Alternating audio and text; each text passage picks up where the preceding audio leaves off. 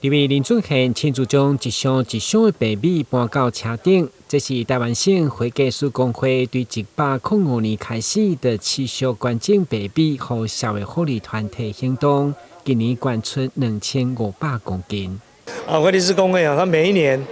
他们都会做这样的一个捐赠白米的活动，一方面照顾农民，一方面又帮助到弱势，把爱心送到社会上需要温暖的地方。尤其特别感谢。今年可以说是有17个社福单位有史以来最多单位一起共襄盛举，然后把这些爱心传递出去。希望寒冬送爱，希望将我们会计师暖暖的爱心传递出去。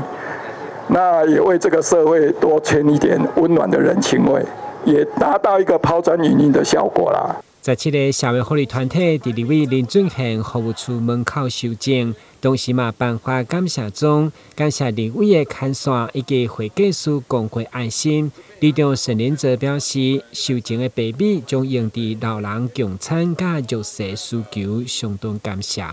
互咱社区关爱据点会当有较充足的迄落白米，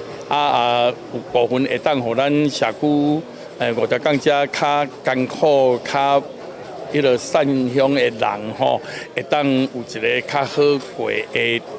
冬天啊。这位议员嘛到场见证，你今年所捐出2500公斤的白米，和17个单位嘛是历年来上济，希望将爱心送到需要人手中，为社会带来温暖的力量。台南新闻阮吉采访报道。